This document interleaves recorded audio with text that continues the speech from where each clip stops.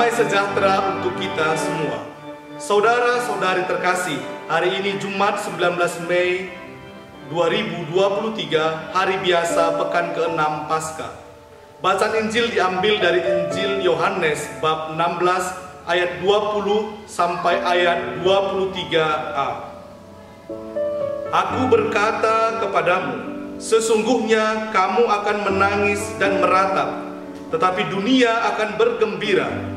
Kamu akan berduka cita, tetapi duka citamu akan berubah menjadi sukacita.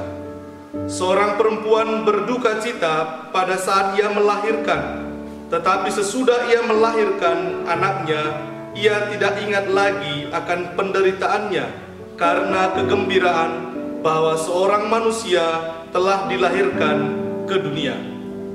Demikian juga kamu sekarang diliputi duka cita, tetapi aku akan melihat kamu lagi dan hatimu akan bergembira, dan tidak ada seorang pun yang dapat merampas kegembiraanmu itu daripadamu. Dan pada hari itu kamu tidak akan menanyakan apa-apa kepadaku. Demikianlah sabda Tuhan. Belajar terus-menerus mengasihi. Saudara-saudari terkasih, Injil hari ini menampilkan pengalaman hidup manusia. Hidup adalah sebuah perjalanan. Dalam menjalaninya ada suka dan duka. Namun kita harus mampu untuk terus berjalan dalam kesetiaan dan kasih untuk menuju kepada tujuan yang utama, yakni Kristus sendiri. Saudara-saudari terkasih, kita sungguh perlu menyadari bahwa setiap ujian yang ada dalam perjalanan hidup ini harus dihadapi dan dilalui. Kita bersyukur bahwa Tuhan selalu menyertai kita jika kita sungguh melibatkannya dalam perjalanan hidup kita. Jika demikian, maka kita akan memperoleh kekuatan dan sukacita sekalipun harus menanggung banyak kesulitan dan penderitaan.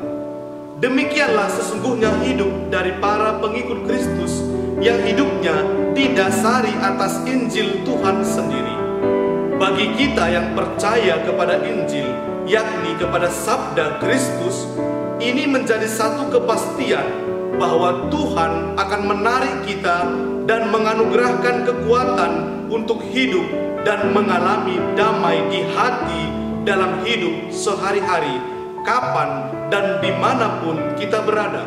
Sungguh, untuk mencapai suatu sukacita yang sejati, sukacita Injil, Yesus menganalogikan seperti penderitaan seorang perempuan yang melahirkan, tetapi kemudian setelah bayinya lahir menjadi sukacita yang luar biasa.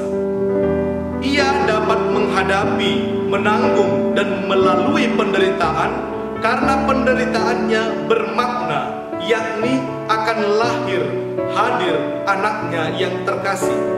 Inilah motif mengapa sang perempuan dapat menanggung penderitaan. Kita dapat mengatakan bahwa seseorang dapat menghadapi penderitaan ini karena cinta bagi anaknya. Saudara-saudari terkasih, dalam hidup kita kadangkala kita kekurangan cinta sehingga tidak mampu untuk mewarnai seluruh peristiwa hidup kita. Maka apa yang kita lakukan, kesulitan yang kita hadapi tidak membuat kita mampu untuk menanggung dan melaluinya. Bahkan kadangkala kita kehilangan gairah, semangat ketika kita menghadapi tantangan, kesulitan, dan penderitaan. Saudara-saudari terkasih, Yesus sungguh memberikan teladan bagi kita bagaimana kita seharusnya hidup sebagai pengikutnya, khususnya di saat kita harus menanggung kesulitan dan penderitaan. Yesus mengajarkan pentingnya cinta akan Allah yang telah lebih dahulu mencintai kita. Maka kita akan mampu melalui setiap kesulitan dan penderitaan sehari-hari.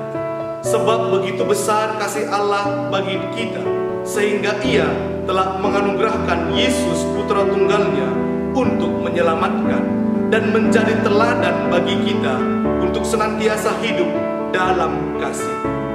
Mari saudara-saudariku terkasih, kita terus-menerus hidup dalam kasih Kristus yang menyelamatkan kita.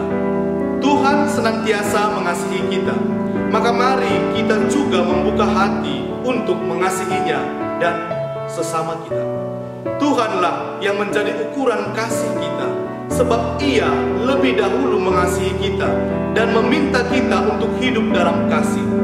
Karena kasih inilah kita akan mampu menghadapi dan melalui setiap tantangan, cobaan, dan kesulitan, serta penderitaan yang ada di sepanjang perjalanan hidup kita sampai akhir.